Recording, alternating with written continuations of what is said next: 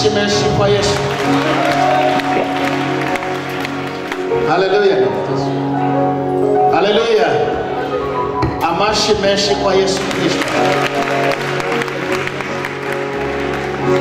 Abaririmbyi tubakomera amashi Imana ibahumurishe. Mwakoze Imana ibahumurishe. Thank you and God bless you, singers. Hallelujah. Abakozi b'Imana mwese mwakoze imirimo y'Imana itandukanye Imana ibahumurishe. All servants of God who have done different works make Nafata uyu mwanya kandi nongere shimire Pastor Edward. I take this opportunity to thank Pastor Edward Nkurunziza. Imana imumugisha na madam. God bless you with your wife. Na leadership yose ya Power of Prayer Ministry. And the leadership of Power Prayer Ministry. Mwikomera amashi abayobozi bose. Amen. Amen. Numunsi ugira kabiri. This is the second day. Mbahaye indamukanyo zimuhira. I bring greetings from home. Bamwe ngo mbasuhuze bose bari kumwe natwe Imana iduhana umugisha. They send greetings together with us and God bless us. Hallelujah. Ari abashitsi baje uyu munsi bwa mbere. Those who came today for the first time. Ari n'abasangwa bose. And those who have been around. Ari abavuye Sweden. People from Sweden. N'abandi baturutse ahantu hatandukanye. And different places. Twese turabona umugisha uvuye ku Mana. We will receive blessing from God. Kuko ntabwo Imana irarikira abantu busa. God does not invite people for nothing. Ahubwo hari impamvu yakuzanye twese turi hano kugira ngo tubone umugisha w'Imana. There is a reason that brought you here. We came here to find. Waburi hano, waburi n'abavandimwe bari hirya no hino, Imana irahari iri kumwe natwe. Whether you're around or people who are not here, God is with us. Amen. Amen. Amen. Amen. Abaririmbyi baririmbye indirimbo nziza.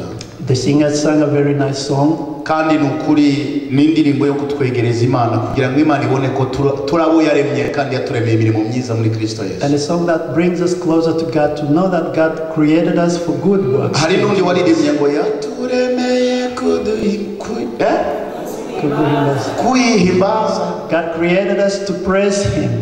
Ubundi ni ibintu bibiri tugomba gukora mu materaniro tugataha. There are two things we need to do. Icyambere no kubwira Imana ngo ntiwakoze ubusa kuturema. It's telling God you didn't lose your time when you created. Icyakabiri tugatanga amaturo tugataha. And number two, we give our offerings and go home. Nayo igakora bonus yashaka kutugendera ikabikora ariko ikabona ko icyambere no kubanza kwibwira ngo wagize neza warakoze. You have done good things. Thank you. Amen. Amen. Hallelujah. Amen. Abayishima, those who praise Him, interpreter ngo hayikaze.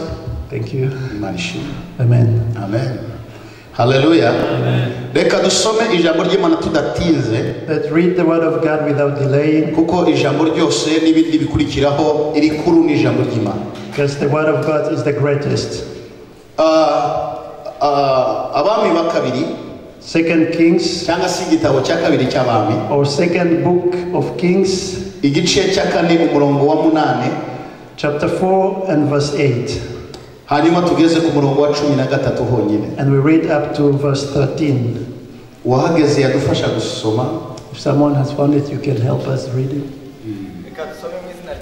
Yes. Yego. Bukeye Eliya arahaguruka ajya Shunemu. Hariyo Elisa arahaguruka ajya Shunemu. Hariyo umugore w'umukire aramuhata ngo ajye iwe gufungura. Nuko uhereye ubwo iyo yahanyuraga hose yajyagayo gufungura.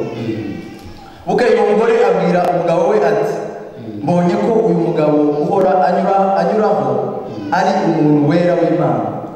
None ndakwinginze twubake akumba hejuru y'inzu, tumushiremo uburiri n'ameza n'intebe n'igitereko kitabaza, maze kuko azajya aza kudusura ajye acumbikamo. Hariho ubwo yaje bamucumbikira muri ako kumba aryamamo. Abwira umugaragu we Gehazi ati, mpamagarira uwo mushunemukazi. Amaze kumuhamagara aramwitaba amuhagarara imbere. Abwira umugaragu we ati, mubwira uti, dore ineza watugiriye yose ineza watugiriye yose mbese twakwitura iki urashaka kumenyekana ku mwami cyangwa ku mugaba w'ingabo aramusubiza ati oya nibera mu bacu amen amen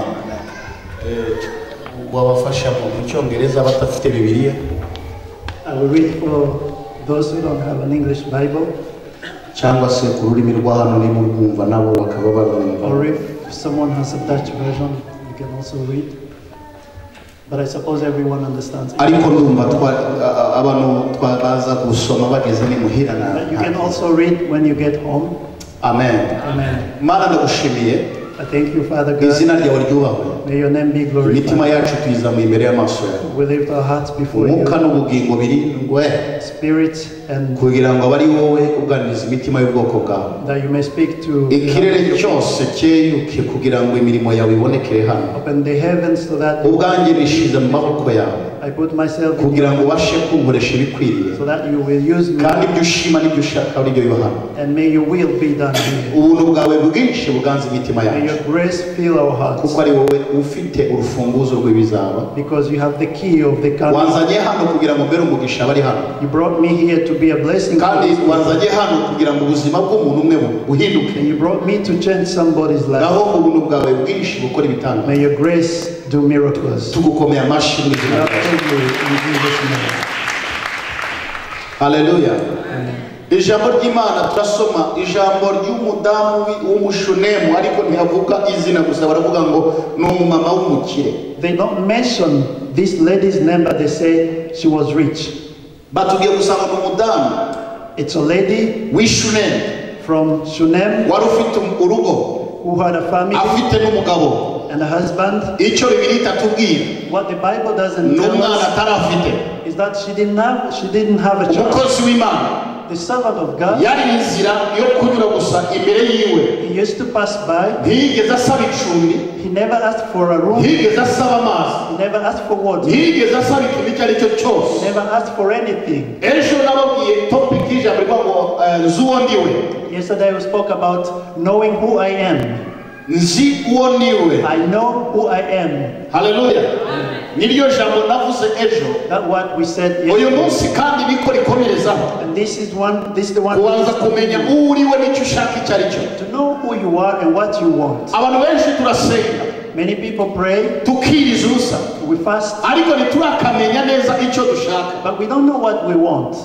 burya umwana iyo arimo gusaba se arira When a child is asking his father kandi something, mu marira harimo ijwi risaraye crying, there is a voice that ise aracyanganikirwa and his father gets kuko confused ntamenya neza icyo umwana ari gusaba icyo ari cyo because he doesn't understand what the child icyo wants. papa w'umwana akora icyo ise w'umwana akora What the child's father abanza does, akamureka he leaves him abanza atuze to be quiet, aceceke to be quiet, none amubaze ngo urashaka and then ask, what do you want?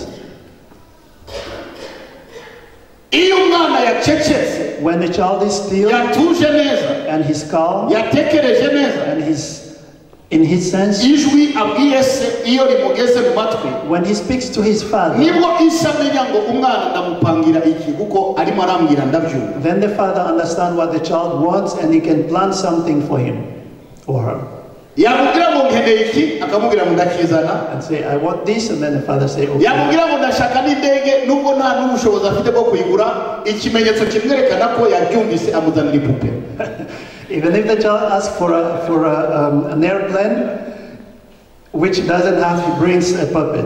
ariko akakamuzanira kugira ngo amenye ngo ya ndege yamutumye nubwo atari buyigure kuri boyingi ariko aramuzanira boyingi yo muri supermarket But even if he cannot buy a Boeing for the child, he will buy one from the supermarket. kandi umwana iyo yayibonye abwira abavandimwe n'inshuti ngo papa yanguriye indege And when the child received that, he said to his friends, Papa has bought an airplane. icyo atamenya n'itandukaniro ry'aho indege yaturutse The difference is that he doesn't know where the airplane came from. ariko ikinezeza umwana nuko icyo yasabye se aricyo yamuzanye nubwo kitari original ari Chinese. But what makes the child happy is knowing that my father has got something for me, even if it comes from China. ariko mu ndimana kuko iduha mu ijuru nta Chinese ibayo But in heaven there is no Chinese. niyo mpamvu mu ijuru habaho icyo bita original But in heaven it's all duhereze glory yesu to you. icyubahiro Glory to wirukiye ku Jesus. ruhande ngo urindiriye Tell your original. neighbor you're original. Amen. Amen. Kuko ntabwo dufite spare ya Chinese ku mibiri yacu. We don't have a spare Chinese on our bodies. Imana yaduhaye ikintu cyose muri originalite yacu. God has given us everything in its original. Mbega hari umuntu ufite ijisho rya China? Do you have a knife from China? Ntawe. No. Twese dufite All of us have ibitwuzuye Imana yaduhaye. what is full and came from God. Haleluya. Amen. Niyo mpamvu Yesu mu gice cya mbere cy'ubutumwa bwiza bwa Yohana umurongo wa 16 That's why in the Gospel of John, hari ijambo rivuga ngo there is a word, ibimwuzuye what he has, n'ibyo yaduhayeho natwe. what he gave us, Ibimwuzuye, what was full in him, ibimwuzuye what was full, n'ibyo yarekuye, that what he took from n'ibyo yaduhaye. and gave to us. Ibimwuzuye ni What was full, ntabwo ndibuze kujya muri detail, I'm not going into ariko detail, ndashaka kuvuga iri jambo twasomye. but this word we read, Ijambo dusomye this word we've just ni read, amakuru y'umukozi w'Imana it's the news of the servant of God. hamwe n'uwo atazi bataziranye, And someone they did not, wari urindiriye imyaka myinshi, who has been waiting for years, arindiriye igisubizo waiting for an answer, kugira ngo abone igisubizo and to get his cyo answer gutabarwa kwe.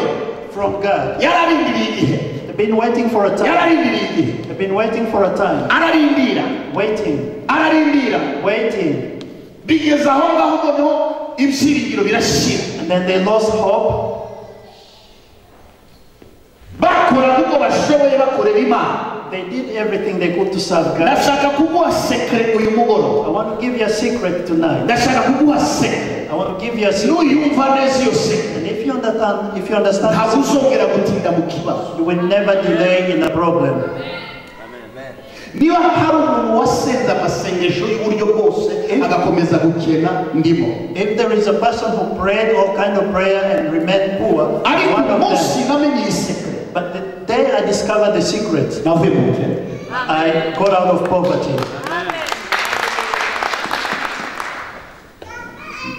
Nasenze nuzuye umwuka, I prayed full of the Spirit, nuzuye gusengera abantu bagakira, praying for people and got healed, ariko mu mufuka ntihakiri. but my pocket was empty. Umufuka ugakomeza ukajya umbwira ngo n'ubundi urasubirayo uburare. And pocket would say, you go back home and there is nothing to eat. Kandi niba hari ikintu kivunanye, And if there is something that ni ukugira amavuta ariko mu mufuka nta mavuta is arimo. having anointing but having empty pocket, Nubwo wanyura mu muhanda ukazura bapfuye byitirirwa abandi. even if you raise the dead, they will be called somebody. Nasengeraga abantu ntibaze gushima bakajya gushimira iwabo ngo turashima Imana. I used to pray for people, they never came back to thank me, they would go and thank God in their own. Ariko umunsi namenye iyo sekere, But the day I discovered the secret, nabonye ubuzima buhinduka, I saw my life change. nabonye amateka ahinduka, I saw my story kuko change. namaze gusobanukirwa uko umenya ubuzima bukingura wese, niko babyita mu cyongereza, ubuzima bukingura A life that opens ubutunzi. riches. Yesu ashimwe cyane, Yesu ashimwe cyane, Yesu ashimwe cyane, Yesu ashimwe cyane. Uyu mudamu yarafite buri kintu cyose, This lady had everything, ariko hari icyo atarafite. but there's something she did not have Umukozi w'Imana yarafite, that the servant of God ariko had. umudamu aravuga kugira ngo mbone icyo afite, But the lady said, in order to have what this tugomba man gukora has, icyo bita exchange spiritual. we have to do something they call extend spiritual. Exchange, Spiritual extend. hagomba kuboneka icyo bita échange spirituel, There has to be a spiritual exchange. cyangwa se hakaba échange physique na n'undi nawe agatanga échange spirituel. Someone will give the physical and the other one. Nubona utinze gusubizwa, If you delay, wibwira Imana ngo dore imyaka iriyongereye, don't complain to God or injira mu cyumba cyo guhishurirwa Imana ikwigisha ikindi wakora. go into the room of revelation and learn. Pawulo yabwiye abakorinto mu bwami bw'Imana si ubw'amagambo. Paul said, the kingdom of God is not about Kandi words. makumyabiri, kandi 4:20. ubwami bw'Imana si ubw'amagambo, The kingdom of God is not ni about ubwami words. bw'imbaraga, It's a kingdom of power. ni ubwami bw'ubushobozi, The kingdom of might. ni ubwami bw'ubutwari, The kingdom of kandi ni authority. ubwami bw'abantu bafite ubwenge bahishurirwa. Kingdom of intelligent people who have the revelation. Amen. Amen. Amen. Amen. Amen. Amen. N'ubwami bw'abantu bagize It's a kingdom of people who have revelation. They have revelation. No gusenga kwacu And our prayer, ntibyagutangaza ko ushobora kubana n'umuntu imyaka 20 atarasu. you might be with someone for 20 years and receiving them, turning around in same place. Uyu munsi nakuzaniye secret I bring you a secret today kugira ngo Imana igufashe so that God will help you. amaso yawe ahumuke, Your eyes will be open ikirere cyawe so gikinguke, that your ubuzima bwawe bwohoke, life will ugere mu rundi rwego mu izina rya Yesu. to another level. Umuririmbyi yararirimbye ngo saha gusa It's not this place. haraha There is another place. haraha There is another place ngomba gushika that I need to be. saha gusa Not this si place. ubuzima gusa. Not this kind of life. Nasenze mu misozi, I prayed in mountains. nasenze mu mazi, I prayed in water. saa 9 z'ijoro, 3 a.m. saa 10, saa 4 8, saa a.m. 2 a.m. ubuzima nta mpinduka. And no change in life. Ariko maze kubona ibishurirwa. But when I received this revelation, Amen. Amen. Amen. Iryo hishurwa kugira ngo ndibone, In order to see that revelation, nabyo ni ubuntu bw'Imana bwanje. it was the grace of God that came Nari to mu me. giterane muri Kenya, I was in a conference in Kenya, ahantu hitwa Embakasi, a place called Ibakasi.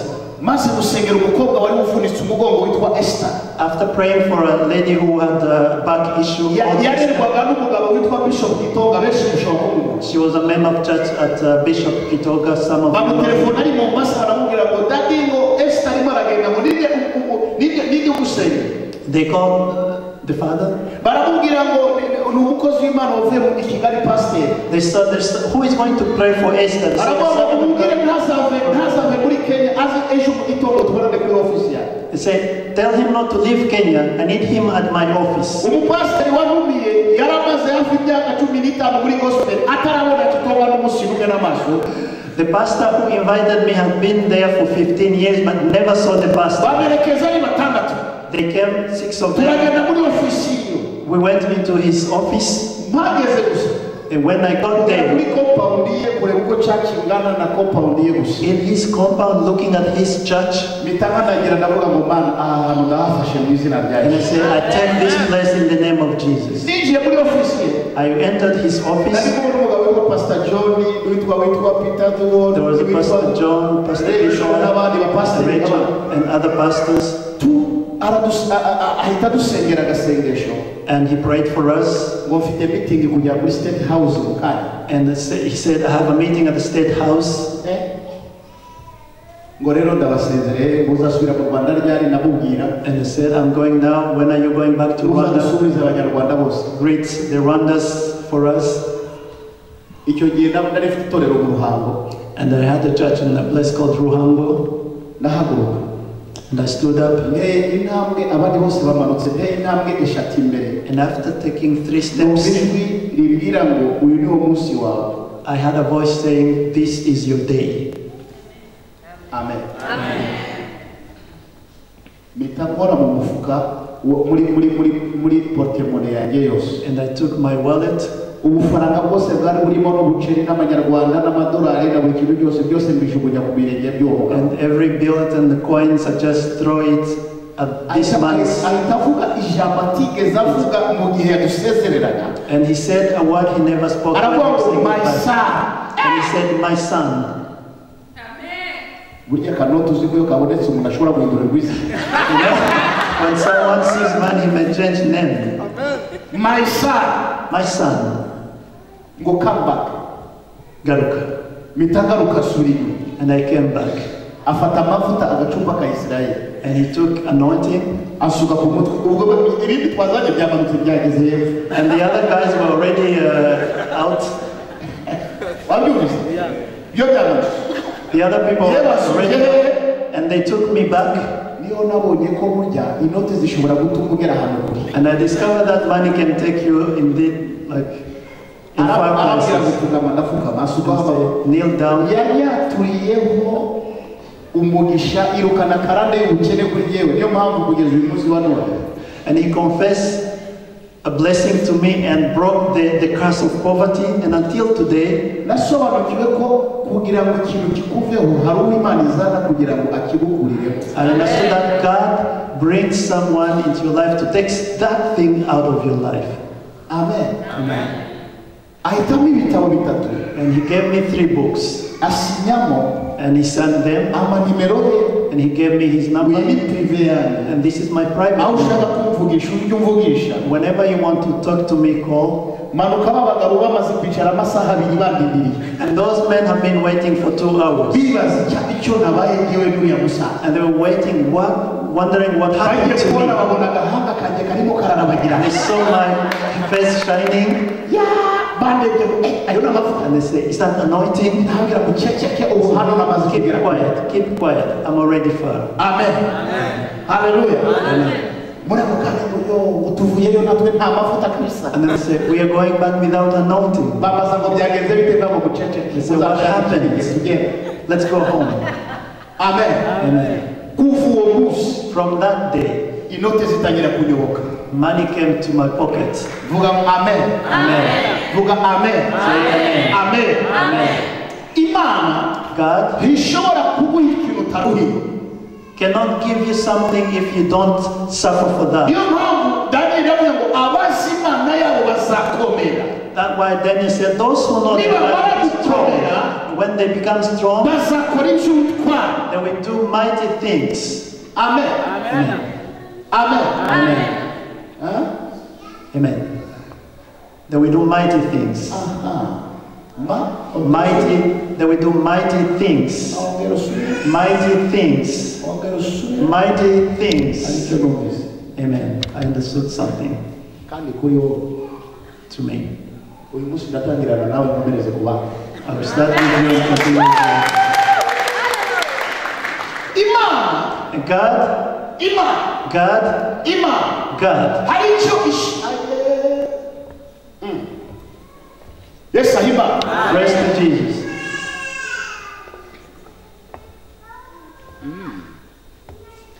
I'll back to you sir in a few minutes I'm coming Ndaza ngusange nawe wa kabiri muri is the second.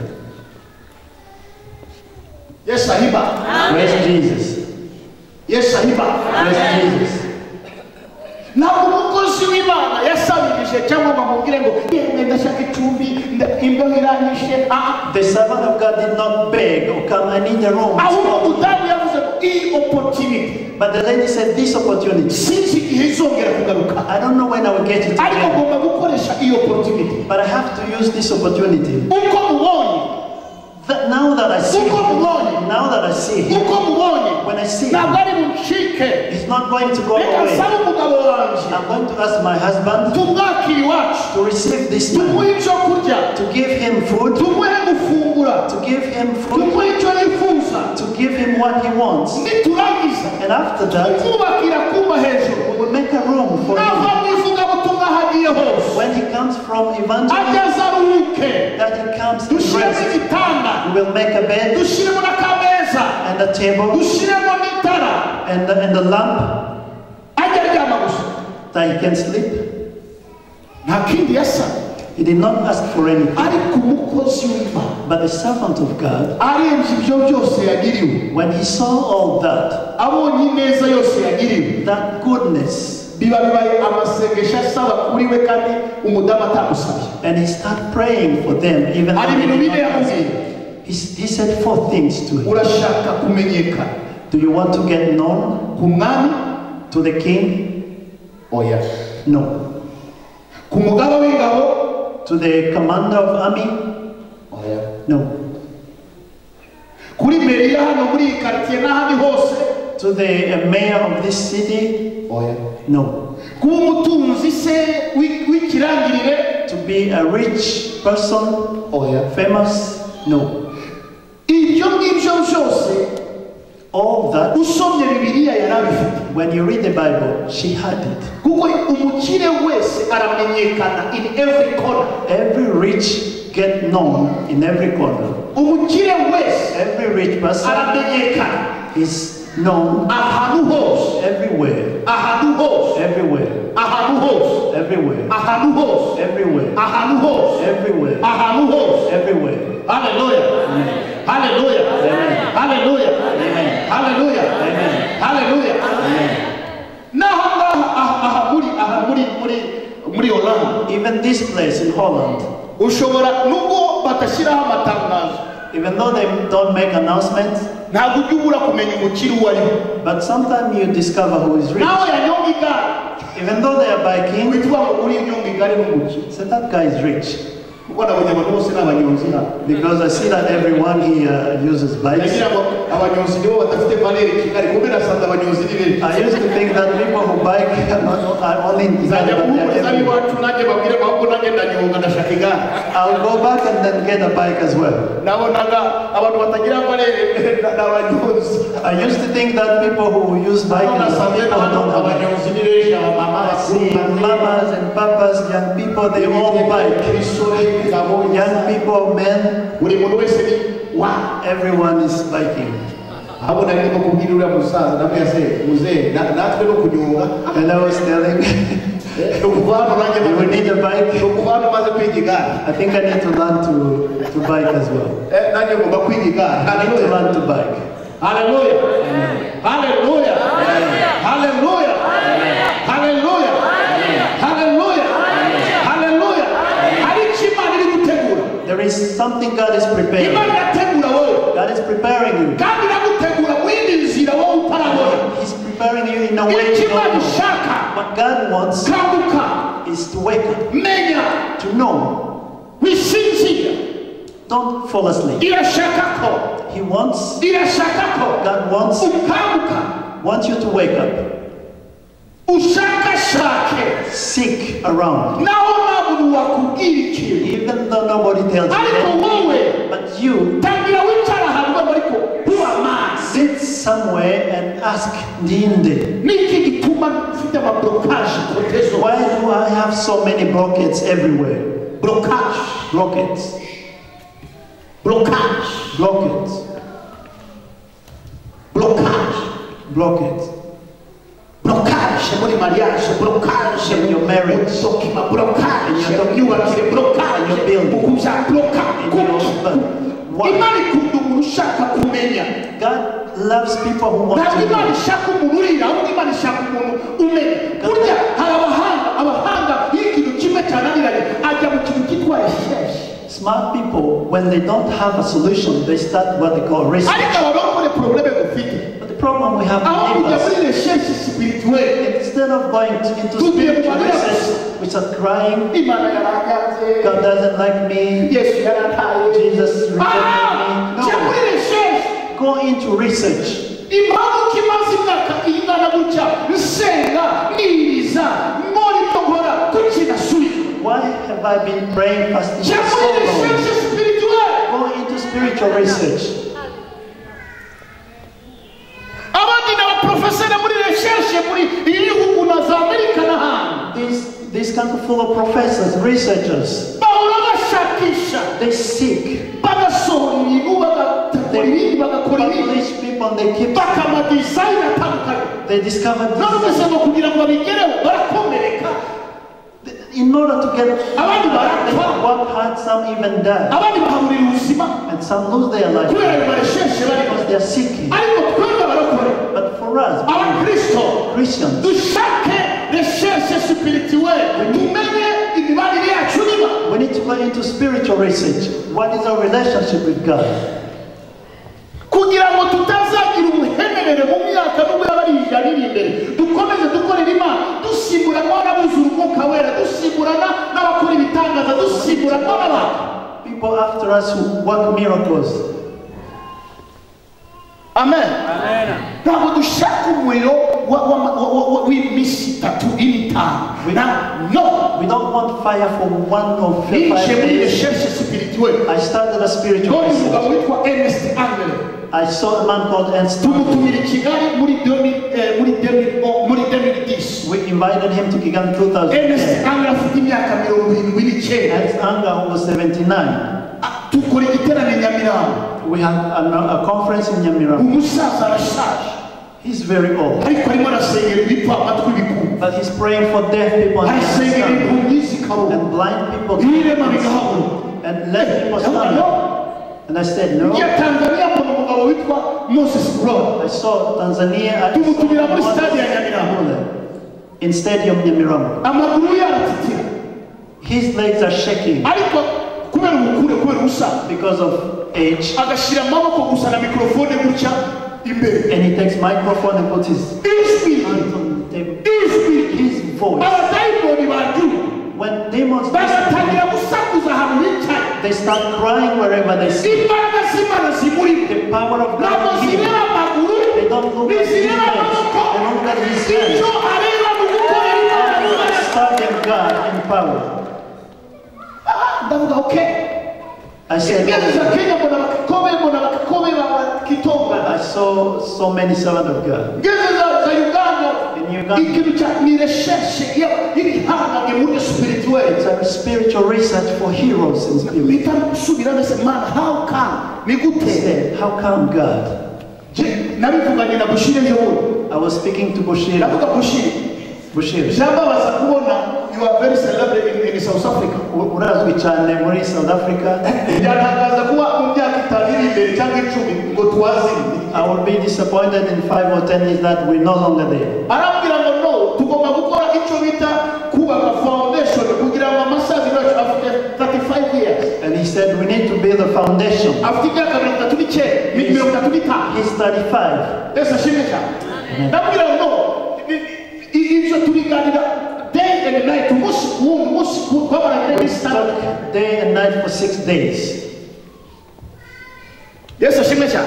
Praise Jesus. Igiye kuba ngo kubera kubona ubuzima amafaranga iki ugasanga umuntu kubera ko afite ubutunzi impano z'Imana zigasinzira. And people, because they are receiving money, getting rich, they forget about the gift from Umuntu God. akaba too busy mu bintu bitandukanye hanze aho kugira ngo abe too busy muri ministry. And people become too busy with other things and they forget the ministry. Ntabwo no go back ongera usenge twongere dusenge kugira ngo haboneke foundation iri very strong n'amasaziro yacu n'abana bacu ngo ababyeyi bacu baratashe bagikorera Imana.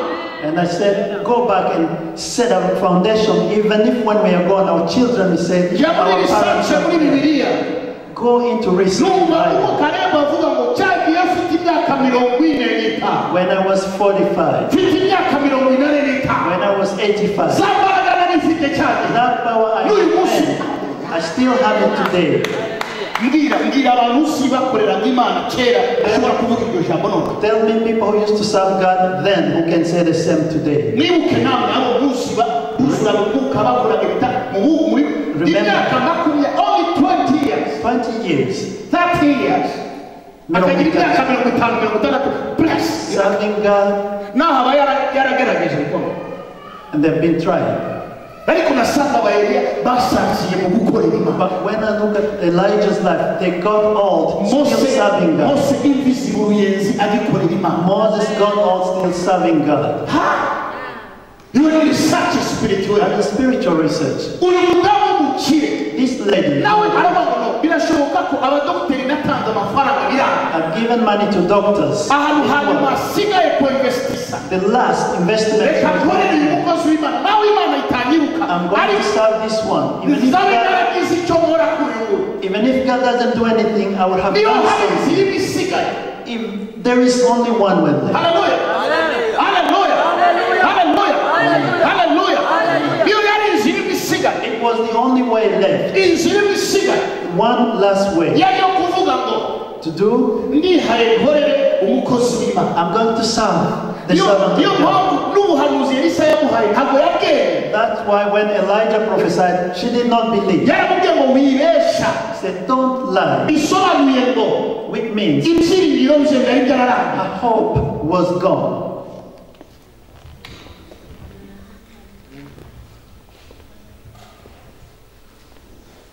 Amen.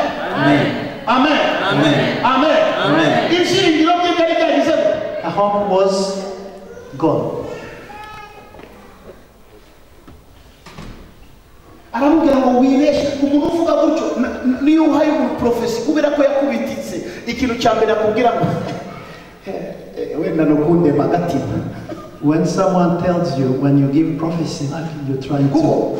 beza ngo ndabakunda beza ngo ndabashaka yewe umuntu wabaze usa nkaho yarambiwe. I love those kind of people who have given up kugira ngo imana yanjye mukorere surprise so that my God can do a surprise for him. Amen. Ikintu gituma tuvuga imana dukorera imana nuko dukorera imana ikorera surprise abantu. We serve God who does surprises to people. Hallelujah. Amen. Hallelujah. Amen. Hallelujah. Hallelujah. Hallelujah. Hallelujah. Hallelujah. Hallelujah. Hallelujah. Faith alone. Mu rusengero rw'abariya nasengera umudamu Felicia, nasengera umudamu wari ufite cancer, right? I prayed for a lady who had cancer. Yes. In their church. Nsengera amazi. I prayed for water. Cancer ira disappearinga mu mubiri we. And cancer disappeared from her body. Belgique hano, ni Belgique in Belgium. It's not far. Kubera kwizera gusa mvugana nawe ndabwira ngo icyo ugiye ugikore. Because of faith, I said, what I tell you, do it. Amagambo navuganye nawe. The words as umudamu ufite abana babiri. She has 2 kids. ukiri muto. She's still young. Satani yaragiye kwiba ashizemo kanseri mu nda ye. The devil was trying to steal her, putting cancer in her body. Yaje gushima ndi mu giteraniro muri kwa gatanu aza gushima imbere y'iteraniro ry'abantu benshi. She came to give testimony. Abadokiteri baramubwira ngo no biradutangaje. Doctor said we are surprised. Twayibonaga ariko nayo tubona. We saw cancer before, but we don't see it anymore.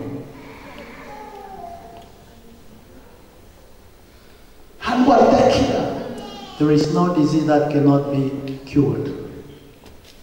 Mereza telefone yanjye nkwereke umwana wari ufite cancer, nkwereke icyo Imana yakoze in a few minutes. Let me show you something that God did to this child.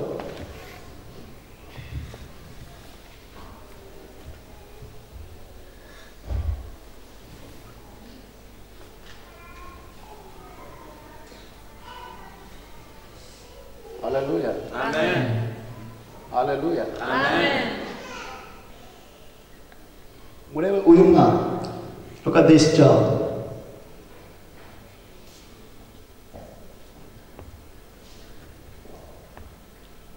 Aiwa. Mwabonye uko bimeze? Murabireba?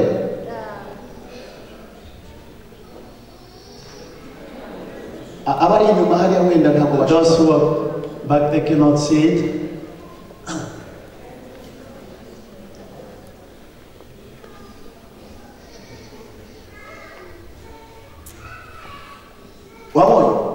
Have you seen it? Nyuma yo gusengera amazi mu cyumweru kimwe, only just one week. Icyumweru kimwe. Abadokiteri bavuze nta munwa, nta kurya, nta kugira guti. After 1 week, doctors couldn't find anything. When we say we have a God who does everything, when we say we have a God who does everything, Mom took him and then it has disappeared. The cancer disappeared. Yes, I Praise God. When we speak about the power of God, the doctors say we don't have there is no way to do a surgery. They brought him. Yes, and Jesus made a miracle. An 11-year boy. Yumvise gusa akantu kari kumurya aragashima bigenda bikura mpaka bigeze umunwa wose urafunga ahantu hose arafunga. He felt something like etching and he touched it and it became so big. Bapima kuri kanseri baravuga ni mukuru wa kanseri se. It's like something. Ni murunga nawe. What is bawuri sinarindwa. They didn't have a name of that. ariko Yesu But Jesus ufite izina riruta ayandi has mazina got the name above all names. komera Yesu amashyi.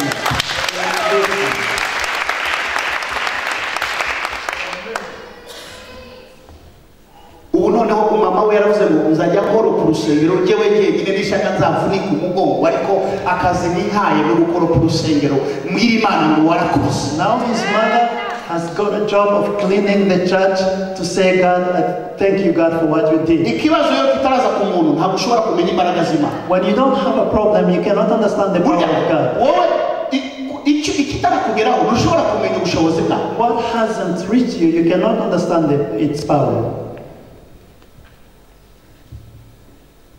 ntushobora kumenya. You cannot understand. ntushobora kumenya. You cannot. niba ndakubwira ubuhamya bw'ahangaha hagati muri ubu Burayi sinshaka kubwira ubuhamya bw'ahantu kuko ni ubwa mbere ngeze hano. I'm telling you testimonies of Europe here, not in ni ubwa mbere ngeze hano Holland. It's my first time to be in Holland. Amen. kandi sinshaka ubuhamya bwa mbere site kubuvuga ndashaka ubuhamya bwa Holland ntabwo buze kuvugwa. But I want testimonies also here in Holland. kuko ahantu ndi ntabwo naza sinzi mbazaniye ubuhamya bw'ahantu nije kubereka Imana ibyo yakoreye Belgique ko ifite ubushobozi bwo gukora ibiruta ibyo yakoze Belgique hano Holland. I'm showing you a God who can do even more than what he did in Belgium. abizera iyo Mana bavuge amen. Believe in that God, say amen. abizera iyo Mana bavuge amen. Say amen if you believe in that aka ni God. akantu gato cyane. This is a small thing. Yesu ahima Praise Jesus.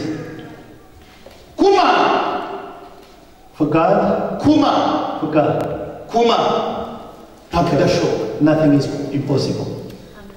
ndi umugabo wo kuvuga ngo ku Mana nta kidashoboka. I am a man who can testify, with God, nothing is possible. Arlene ni The even Arlene even Arlene Lord, even my wife. your wife Yes. kugira ngo tutacana n'ikigwa ku mazina ingabire ni So,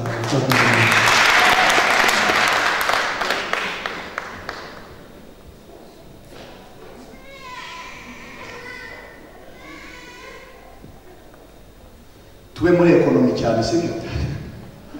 that's my study. Okay.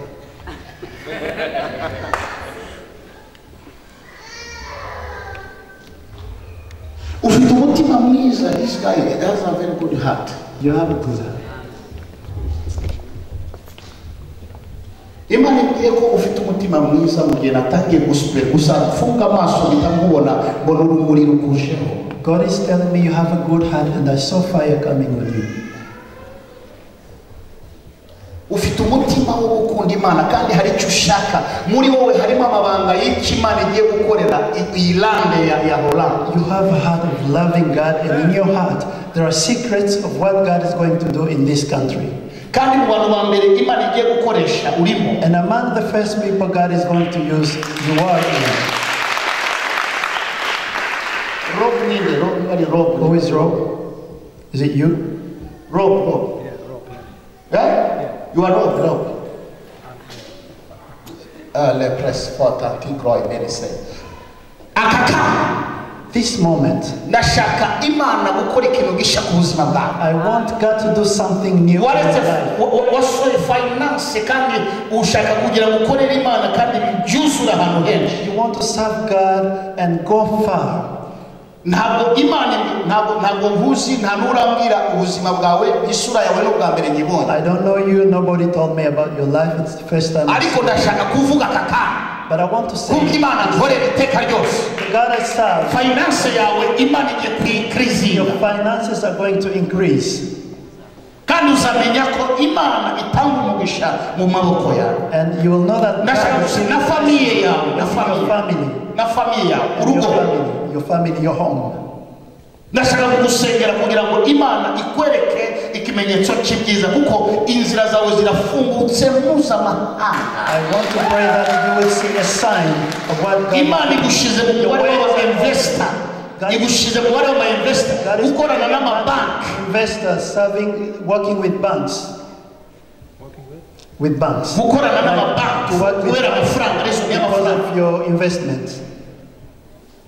kuko nishiye alando sapeva la goya ni manta divide the press na bindi dukeneye imana. We need God above all. abari hano bavugire amen. Say amen.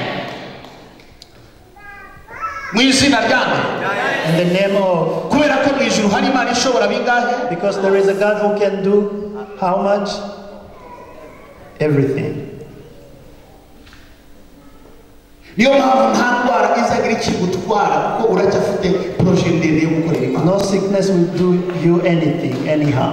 Because kuko you have a ufite plan to proje serve. yo gukorera imana cyane. You have a project to serve God. kuko mu muryango wa so abantu bajya bafatwa n'indwara no kwa sogokuru wawe bagapfa gutyo. And your family, there are people who get sickness and they die suddenly.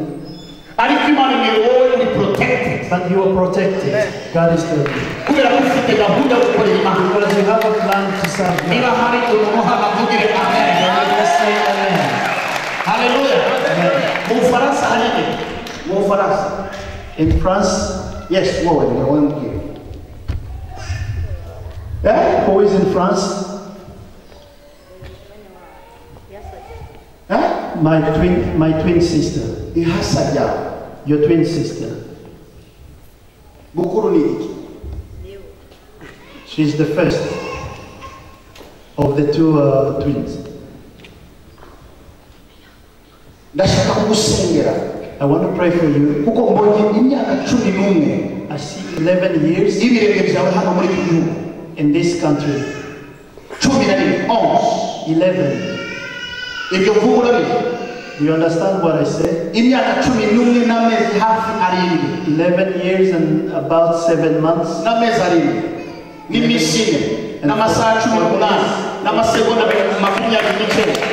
wicaye hano muri iyi nama Sitting in this country. mu izina ryawe In the name of, mu izina ryawe. in the name of, kandi muri iyo myaka yose and during that, ndashaka kukubwira what's wrong kuko hari ikintu kimenyetso imana inyeretse cy'abantu baboshe ubuzima bwawe aho kugira ngo ugire umugisha witwa God is telling me that, what is inde it? irindi aho kugira ngo ugire umugisha Instead of having your blessing, harimo icyo bita parazite yo kubloka muri muryango wawe. nta muntu ushobora gukora mariage tuvuge ngo mariage parasite in your family, kandi babiroheye ahantu tuvuge ngo ahantu a place. inda yawe Your womb ikeneye kubyara needs to get chilled. kandi bigora abantu ukavuga ngo mana yanjye bigira karabisenge ko isigaje igihe gitoya ngo yagere ndabuwana. And you say, God, what am I going to haraburaho imyaka utuntu dukeya haraburaho iminsi mike, few days, haraburaho imyaka mike, few years. ndabona amasaha imyaka n'amasaha n'amasegonda ngo iyo myaka igere. When that time comes, ariko ndashaka ko mubohokera ikindi icyarimwe. I want you to get free.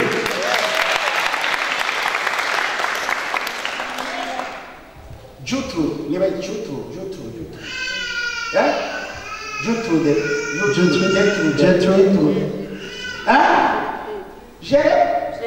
Ibe na Jeremiya nta kibazo. Mu izina ryanjye ndashaka ko Imana kuko ndabona umukuru. I see the first one, ndabona n'undi and there is another one. ahantu hose muri no kugotwa no kubohwa, And you're surrounded, ariko Imana irahari. but God is there. Mu izina rya Yesu, In the name of Jesus. mu nzu y'iwabo umudamu wawe ndabona mukuru, ndabona na musaza we. Ndipo ndabona mu marineti yawe. Amen. Hallelujah. Madamu wari come quickly. Iruka. Left by possible prendre bonenga zira tani. Dale. Umukobwa wawe gumaho ngaho ndimo ndareba ijya mbere ryavuye mu nda, ndimo ndareba uko byose bimeze. Imana ihimbazwe, tuvuge ngo ihimbazwe mu izina ryanjye. ndashaka kugusengera urongorwe nurangira kurongorwa uhita ubyara kuko nicyo kibazo ufite. I want to pray you get married and you get a child. That's the problem. ikibazo ufite no kurongorwa icya kabiri ni kubyara The problem you have is to get nta kibazo married. cy'ibirayi ufite nta kibazo cy'ahura ufite ikibazo cyo gushaka umugabo You only need a husband and a family. kandi bive kuri wowe bigagere no ku bavandimwe And it goes kuko aho hose murahagotewe ndashaka gukuraho urusika mu izina ryanjye nawe akira umugisha niba ushaka ko bitungana mu izina rya Yesu kugira amina. Amen. Haleluya. Amen. Hey. Amen. Umugabo afite ubwenge bwinshi no kumetriza uburyo bwa ekonomi. Yes. A na da na ki.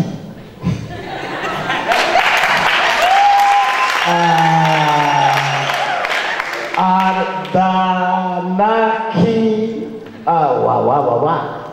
Ngo bira anone prela faide. Ngo bira bigize gute ukagira hano kuko uyu niwe the last yabanje the first here basi the first uyu hari na leprosy the tongue silence. Amen. Amen. Amen. Imana iguhe ihishurirwa mu izina ryanjye. God gives you revelation in the name of Jesus. Imana iguhe ihishurirwa mu izina ryanjye. God gives you revelation. Come quickly. Come here. Let's come. Yes, come quickly. We know muvome mu yo shitani.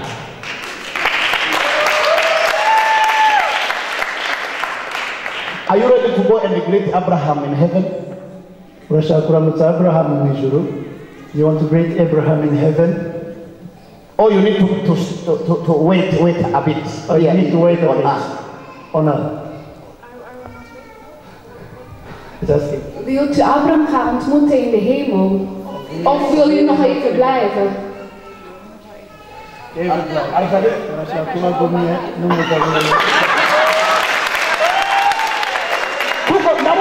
ndabona kanseri muri wowe. Ik zie kanker in jou. Igifite naho yahagaze ariko uyu munsi ndashaka kuyirangiza neza. Maar vandaag wil ik dat het helemaal ik wil dat jouw kanker vandaag helemaal uit je lichaam gaat, want dat is in jou. Ongera mubwire gutyo Ik tubyumva. wil dat de kanker vandaag helemaal uit jou gaat. Wagira ngo n'ururimi rwo mu ijuru. Amen. Aravuga wenda ni tax kabisa. Lopi ele onti pasi bravo ya. Eneve uyu munsi mfite uburakari bwo gukubita shitani y'indwara izina rya Yesu. I want to fight. Yewe mubonye bwa mbere ariko mbonye marayika aguhagazeho. I see an angel standing on you. Wino hano. Lele plus. Gira vuba wino hano agara. Please stand next to her. Agara hari. Next to her. Agara honga. Urashaka guha umugore utagira kanseri. You want a wife without cancer? Of course. Witeguye gukorera Imana iki nakira kanseri? What are you ready to do for God when she gets healed? Self-healing. Yeah. Yeah. Nta kindi kizahora gisigaye atari ugukorera Imana. Akizahinduka. Uyu munsi agahuru ka kanseri karashira. Today, the power Kupa rya mbere irimo hano. you know that bottle, Zana nkuru umuti hano. Zana nkuru. Oya, bikurure gusa tu. just open. Wegira gutya gusa. Zana umuti uraho hano hariya hirya uriya. Hariya. Kuramo icupa riri hano.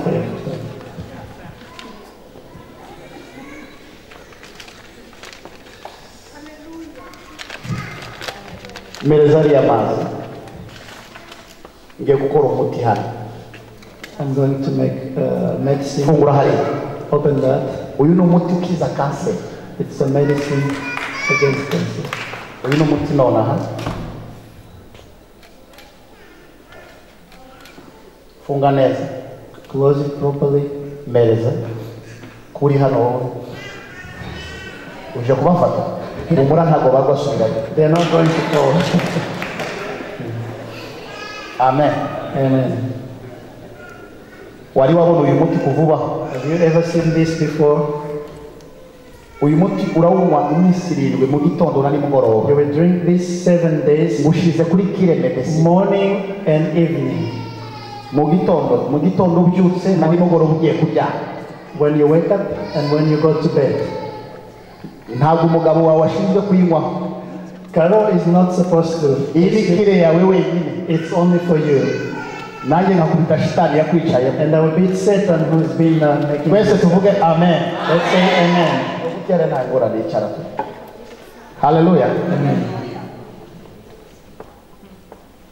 Amen. Amen. Uranezerewe? Are you happy?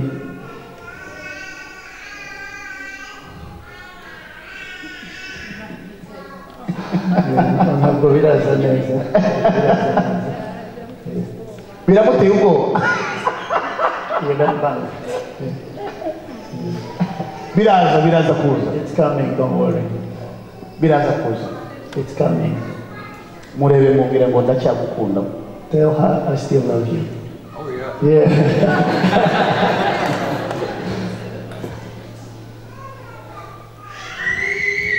Ndagushimiye Mana yaremye ijuru n'isi. I thank you, God, creator of heaven and earth. Kubw'uyu munsi wanzanye hano. For this day you brought me here. Ntegetse kanseri iri muri we. I command cancer in her Gusohoka. to go out. Gusohoka. To go out. Gusohoka. To go out. Gusohoka. To go out. Gusohoka. To go out. Mu izina rya Yesu. In the name of Wa gicaniro cya kanseri we. you, all of cancer, Ndagutegetse nonaha. I command you. Sohoka mu mubiri we. Get out of her Sohoka body. mu mubiri we. Get out of her body. Sohoka mu mubiri we. Get out of her body. Sohoka mu mubiri we. Get out of her Sohoka body. mu mubiri we. Get out of her body. Sohoka mu mubiri we. Get out of her Sohoka body. mu mubiri we. Get out Mu of her izina body. In the rya name Yesu Kristo. of Jesus. Uyu munsi bimenyekane ko ari we Mana ikiza. Let it be known that you're Abari God. hano bose Everyone who n'abari mu mahanga in biri our nation urwibutso rukomeye be mu muryango wabo therefore kuri Mana ikamya kanseri you are God kuri Mana ikiza that you heal. kuko hari izina riruta kanseri There is a name n'iryawe Yesu Kristo. than cancer. Sohoka muri we In the name of Jesus. mu izina rya Yesu. Get out in the name of Jesus. umugisha aya mazi n'aya mavuta This oil mu izina rya Yesu. in Jesus' name. Uyu munsi ngushimye kumukijije I thank you today for healing her. mu izina ryawe rihabwa icyubahiro umuryango wawe May your name be glorified in their mu family. izina rya Yesu. In the name of Jesus. Amen. Amen. nguhaye kubaho imyaka myinshi. I declare long life. I give you life for many years. mubwire mu rurimi yumva. Nothing. wowe ntubuze ururimi rwa hano. God. uri slowly Slowly. nguhaye igihe cyo kubaho kimwe. I give you more time to live. inzu yanyu yinjiyemo testimony. There is a testimony in your home now. abangaba bazahora babikwibutsa They will remind you umunsi uzaza gutanga testimony. when you come to testify. bazibuka umunsi nagusengera. They will remember that they will pray for you. God bless you. Imani Gomez.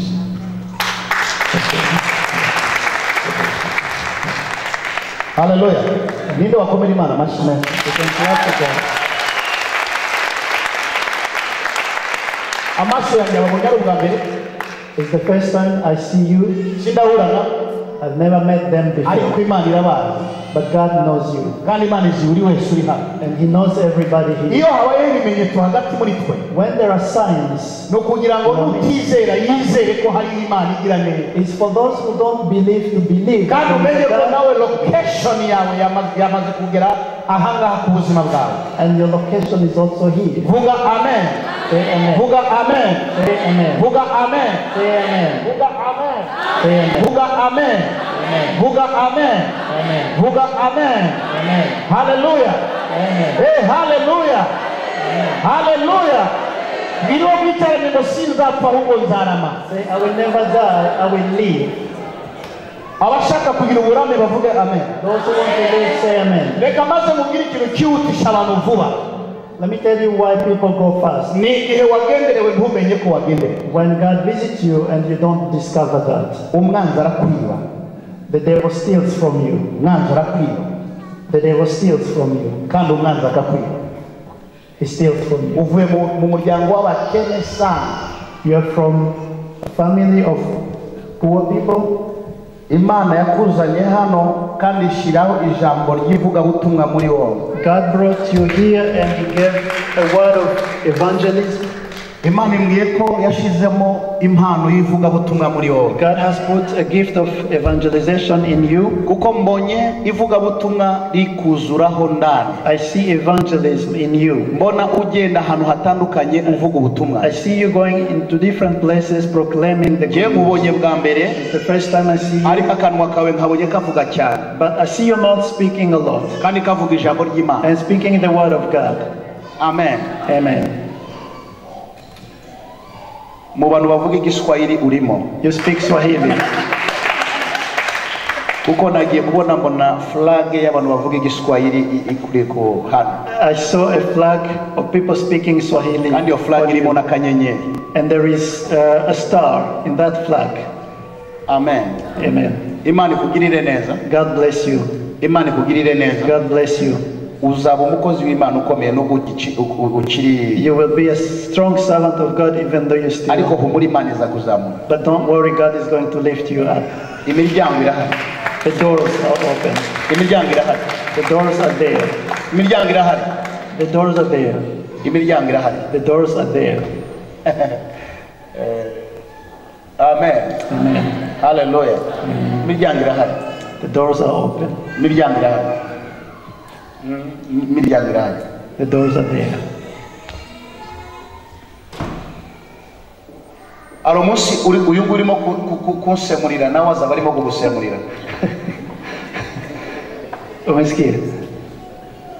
There is a day that this one, I mean, mimi, takuwa na tafsiri kwako. Amen. No, Kama haijawahi kuwa kwa, kwani naona kuko connection kwako na yeye. imekwisha kuwa. Imekwisha.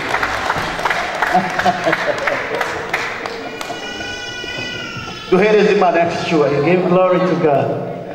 Ushobora kuvuga ikintu ariko nyiracyo aba arimo kucyumva cyane.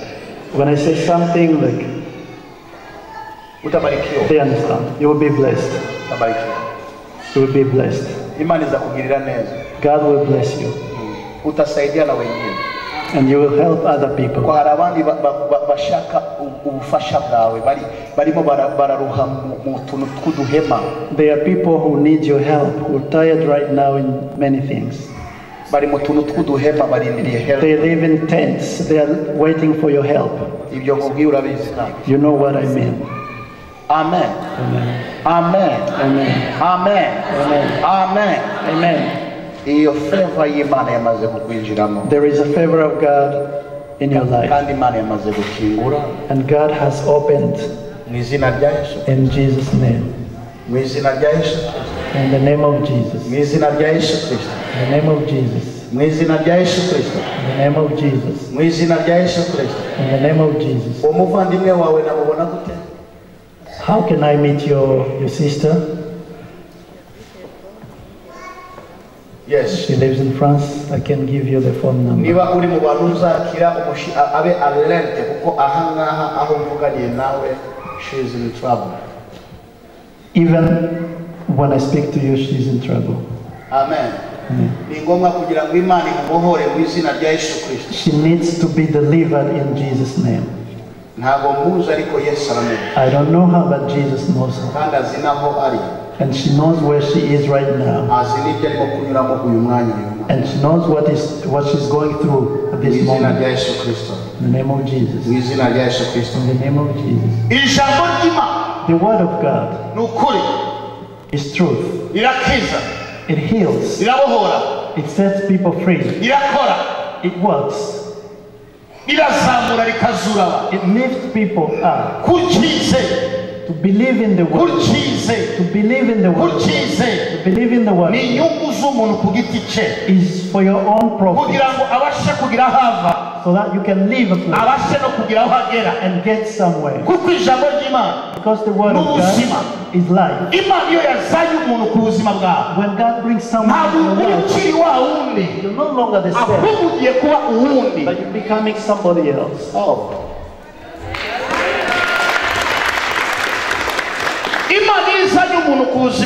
When God brings someone in your life, you're no longer that person. You're becoming someone else.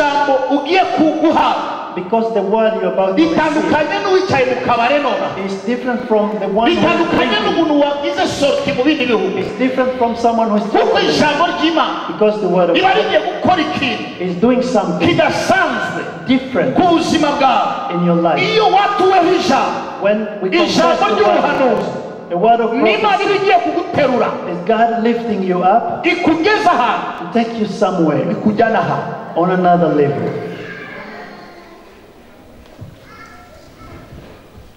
Yes, Sahiba. Praise Jesus. Yes, Sahiba. Praise Jesus. Yes, Sahiba. Praise Jesus. Yes, Sahiba. Praise Jesus. The word I'm telling you, we are still in the key. We are still opening. We are still opening the hearts. But every time I call people who open their hearts, when you open your heart, you're telling Jesus, come in, Jesus. Come in. Come in. Come in. Come in. Come and do your work. Who wants Jesus to do something? Open your heart. Yes, Sahiba. Praise Jesus. There is no word.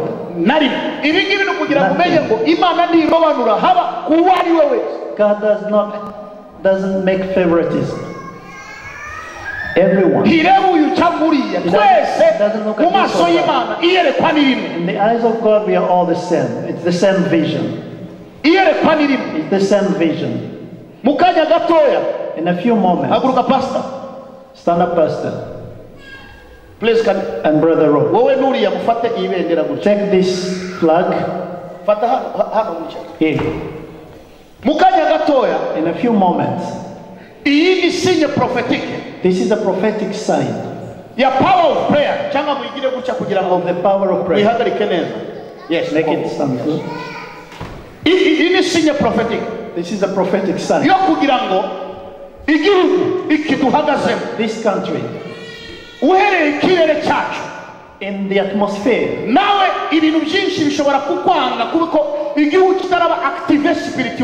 things may not work in your life because the country is not activated, and the country may hate you in a spiritual way,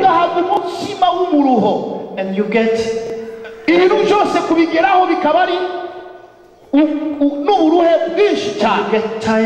tired to get anything you want. But the first thing God promises is to give you a country, a land. First promise, I give you a land, I give you a country, I give you a country. When God gives you a country, He doesn't give land. He's giving you the seed of the country and the honey of the country, the milk of the country. And when the devil tries to shut you down, I'm standing in the prophecy of the Almighty. Everything that doesn't work works in Jesus' name. This is a prophecy. Hallelujah. Amen. Hallelujah. Amen. Hallelujah. Amen. From Abraham, God said, I'm giving you a land. When he spoke to Jacob, I'm giving you a country. They did not have a country. When you're in this country, or any other country, Belgium or anywhere, I want to tell you, wherever you come from, the representation of a flag, pray for that place that God will give it to you. Say this, do this. Just to catch up. Gifate. Catch up. Let me tell you. You may get old in the country before you get your blessing. kubita umuryango poto, kubita hano poto, kubita hano the door closed. All doors remain closed. ariko Imana iyo yarekuye But when God is opening up, ibiguhaye n'imitima y'abanyagihugu He gives you also the heart kandi guhaye of imitima people. y'abanyagihugu When God gives you the heart of the country, administration yose uzinjiramo favor y'Imana iza every gutanga administration you go favor in, y'Imana iza you gutanga receive God's favor. favor y'Imana iza There will be gutanga God's favor favor before you. y'Imana iza gutanga There will be God's favor before you. haleluya haleluya wagira n'urushako mu gihugu And when you have marriage, Imana igaha strong igakomeza urushako rwawe and God blesses your marriage, Imana igaha umugisha and God gives blessing,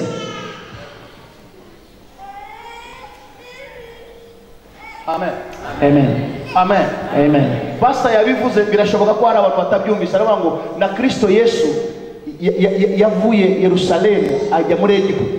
Even Christ went to Egypt from Jerusalem, ariko abantu ntabwo babimenye but people did not know. ntabwo kuba uri hano ari ubushake bwawe Being here is not your will. uri hano ku bushake bw'Imana You are here by God's will. uri hano ku masezerano y'Imana You're here on God's promise. uri hano kugira ngo Imana igire icyo ikorera ubuzima bwawe. You're here for God to do something in your life. Yosefu ari muri Egiputa ntabwo yagiye muri Egiputa abishaka ariko yagiye muri Egiputa ku ngufu. When Joseph went to Egypt, he did not choose for that. He went there by force. yagiyeyo ku ngufu. He went by force. aza kumenya umugambi w'Imana. Usomye igice cya 48 nibwo umenya ngo umugambi w'Imana koko wari uhari. Chapter 48, that when you discover there was God's plan. Itangiriro abwira abavandimwe be ngo Genesis. ntimwigirire nabi. Don't blame yourself. He was telling his Imana brother, yashimye ko nza hano God wanted me to come here kugira ngo namwe muzabona aho mwicara. so that you will also join me here. Vuga amen. Say amen. Arabwira ngo oya ntimwibleminge. Don't blame yourself. No murekeraho. Stop blaming yourself. Namenye ko impamvu naje hano I know the reason I'm here. nubwo mwabicishije mu nzira itariyo ariko impamvu mwahageze Even though it went in different ways, Byari mu bushake because I'm here. bw'Imana. It was the God's byari will. mu bushake bw'Imana. It was in God's will. ndashaka kubwira umuntu waraye aburana n'umutima I want to tell someone who was fighting with his ngo own mana heart, mve hano cyangwa ngiye muri Canada. should I leave and go to Canada or stay here? Hano hari umukobwa hano There is a girl here, or a kandi yicaye hari uriya uri she's inyuma. sitting somewhere there. Ndakubona hari Look, I see you. ufite gucanganikirwa You are confused.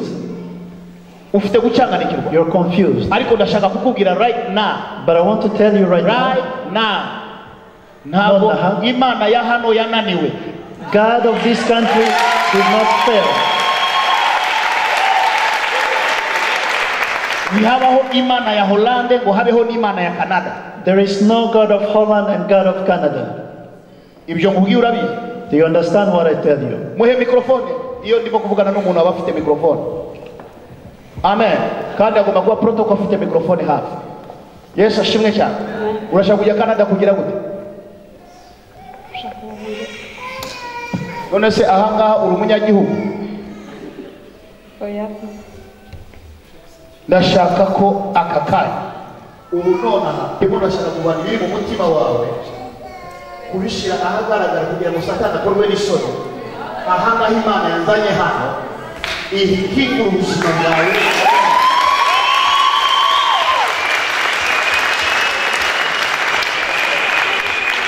Vuga amen. Vuga amen. Ikintu nshaka kwirukana urakizi. Ndashaka kukwirukana mu spirit y'ubuzerero. Spirit y'ubuzerero iyo tudashaka. Iyo ni spirit ikubwira ngo hano byanze ngo nyarukira hano.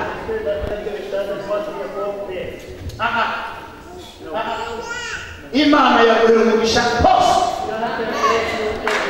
Ndashaka Imana mbabwiye hano mu bantu imukingurire umuryango bikunde namwe muzabe abahamya bo kuvuga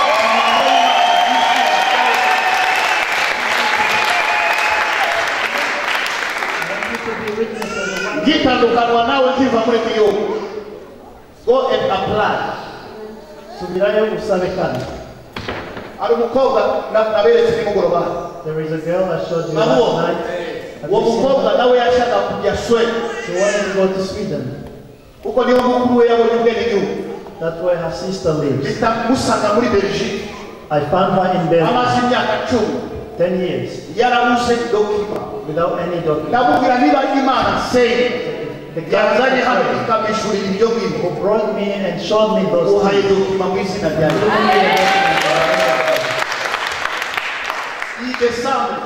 This December,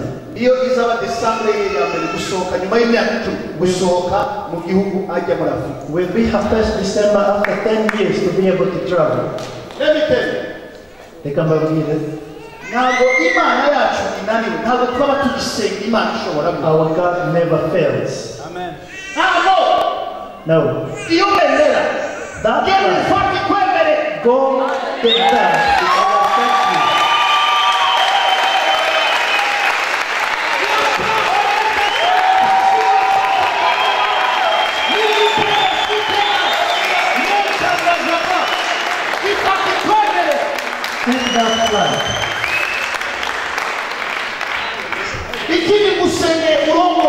And I'm praying for you today now.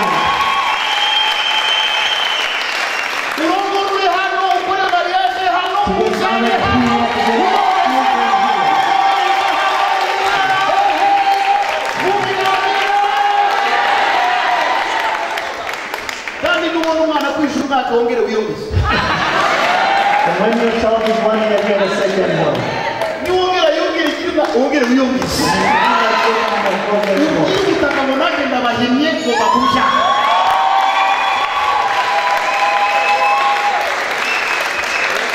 Amen.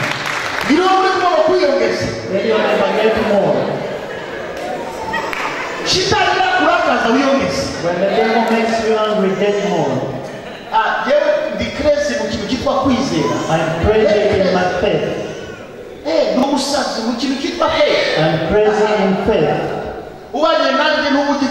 When you live with me, just know the principles.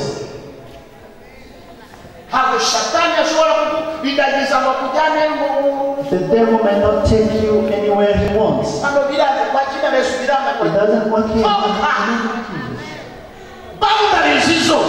All boundaries. All barriers on your life.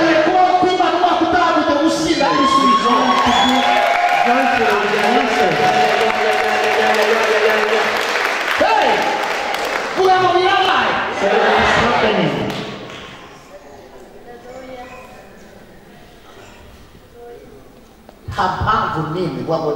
There is no reason.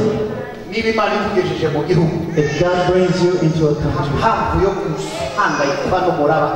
there is no reason to be here and there. Say no.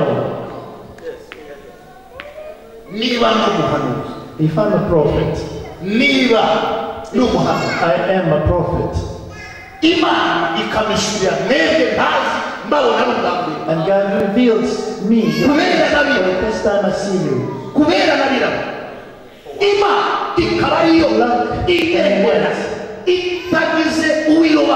And God is showing without being giving favor to some people. You see the hand of God. That blood, I refuse you, but you're going to have it.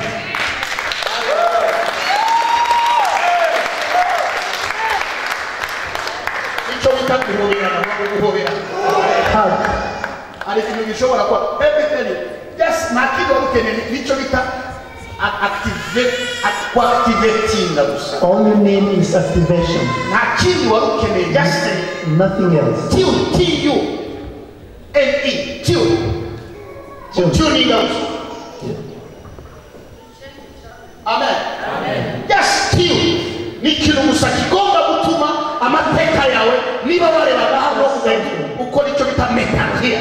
You have to make a turnaround. Metanoia ni jambo litwa tamba. Metanoia means turning back. Turning back. Abari ngo hindukire reba aho uhagaze. Turn around. Stand back. Imana ntabwo ishaka ko tuba babandi, the same people, same people. God doesn't want us to remain the same people. Nawe ngomba gusoza uyu mwaka niba ndimo kuvuga ko nzagura private jet ngomba kubanza guhura n'abazifite bakaza kunsura. If I'm planning to buy private jet, I need to meet people who have done the Ntabwo ushobora kugira private jet udafite inshuti zifite ama private jet. You cannot have private jet without having friends. Sasa ikimana yagishoje nta kindi gisigaye. God is doing that. Vuga amen. Kundebana. Why do you look at me like that? Kundebana limani kundi mbebukira ke.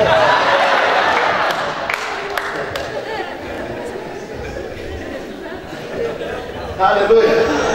Hallelujah. Ikintu namaze gusobanukirwa. Every level umuntu agezemo ni wowe uri next. Every level you reach, you are the next. Now naibona uyu munsi. Now cyangwa ariko mfa kuba narayize. If I don't see it today or tomorrow, but it's important to believe in it. Namaze kumenya n'ibiciro bya. I know the prices. Namaze kumenya upilote bamuhemba ngahe. I know how much a pilot Abahotesi gets bakorera ngahe. paid, the hostesses. Byose ibitseho hano. I know everything about it.